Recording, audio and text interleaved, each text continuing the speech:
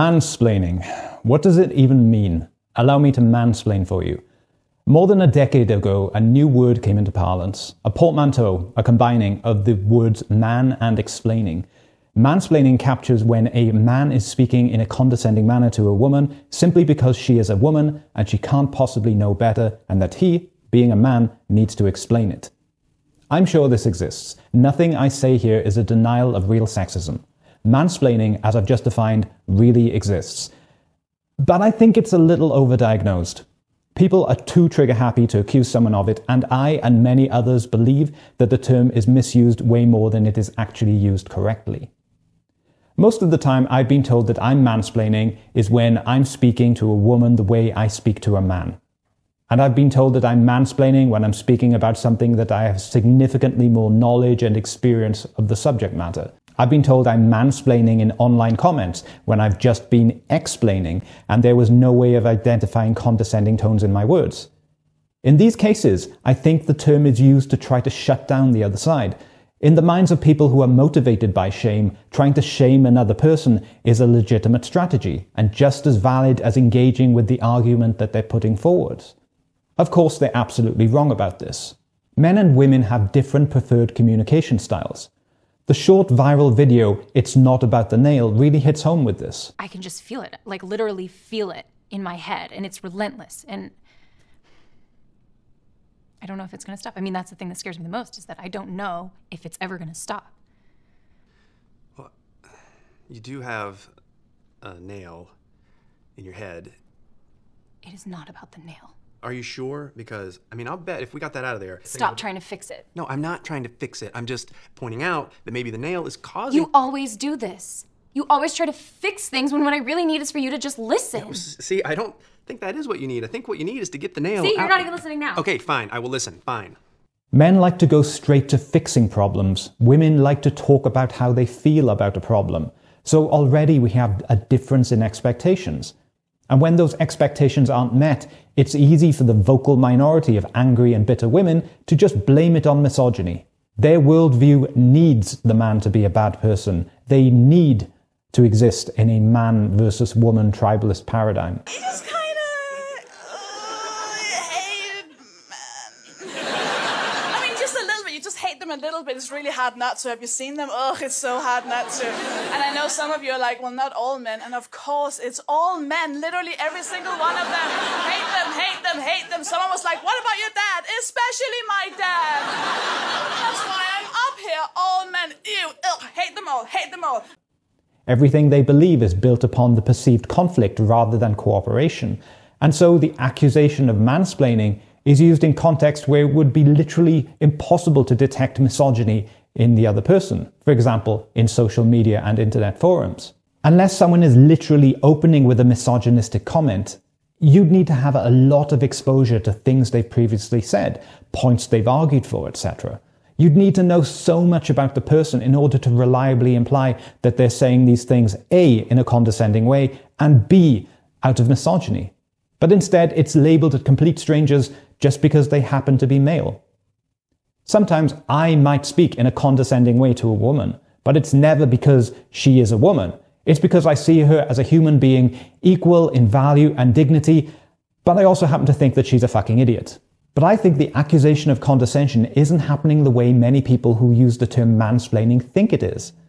When men talk about things, they start from basic principles and then build up complexity. We expect the other guy to speak up about the bits he understands so that we can convey the information as efficiently as possible. Men optimize for information transfer. This was what was important to us in the evolutionary past when we were hunting dangerous animals. It's quicker to offer the information, showing your workings, and skip through until you're at the new part than it is to either A, ask if you understand something, then answer it, then ask if you understand something else, then answer it, etc.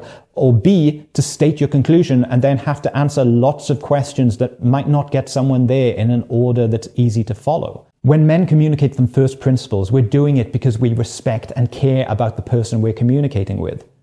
For men, the most important thing is what you say, not the way you said it or the tone of voice or anything else.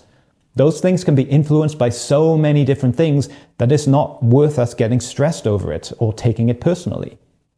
We men don't focus so much on social cues anywhere near as much as women. But if someone sounds stressed, men who are secure in themselves would think it may be because the other guy is having a stressful day or something. We don't automatically assume it's anything to do with us. And a guy would have to be making special efforts in an exaggerated way for us to register it as an obvious insult. In recent weeks, there has been some revisiting of this term, and finally, certain assumptions taken for granted for years are being questioned. Again, I'm not saying mansplaining never happens, but when the accusation is used without a solid foundation, it functions merely as an ad hominem, to shut down debate instead of arguing the points being made. If someone is wrong because of what they've said, address it. Maybe they're sexist, maybe they hate women, but are the words coming out of their mouth right or wrong? I don't need the person I'm speaking to be a nice person in order for me to get value from them. Some top surgeons, lawyers, and CEOs score very highly in psychopathic traits, but they're great at their job. I don't need them to be my best friend or to be someone I'd like to have a beer with for them to give me value. This is why I think most accusations of mansplaining are not reliably made. It's often difficult to understand the motivations of other people, especially if we don't know them well. Each person is responsible for speaking up about their own boundaries. But just because you feel bad, it doesn't necessarily mean it's all on the other person. It is possible to be projecting your own prejudices and interpretations onto them. Humans do this, and everything is a Rorschach test if you project hard enough. Finally, does this term help anyone? I think it depends if your priority is on getting angry and feeling emotional validation, or on wanting to help the other person speak in a way which is beneficial to you. What is more important? Be honest with yourself. Do you want positive change or to be angry? And I'm sure some people are freaking out right now by the fact that a man has the audacity to suggest that anger, passive aggression, and accusations aren't the best way of dealing with a suspicion of prejudice. But I don't care. I only care about what works. And this suggestion encompasses mansplaining and all other sorts of prejudices. If someone is speaking to you in a way which seems unhelpful or disrespectful and you want them to change for the better, you might get better results rather than picking a fight with an unreliable and difficult to prove accusation by saying something like, "When you said X, it seemed to imply Y. Is that what you meant?" This gives them the chance to really consider what they're saying, to become more present with their speaking rather than running on automatic or hiding behind plausible deniability. Most people don't want to look like a sexist or racist or whatever in front of other people. If you have a problem with a man, speak to him the way that men speak to men.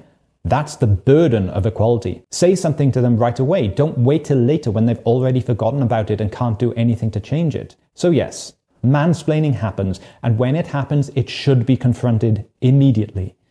But just be careful that that man isn't speaking to a woman the same way that he would speak to a man that he cares about and respects.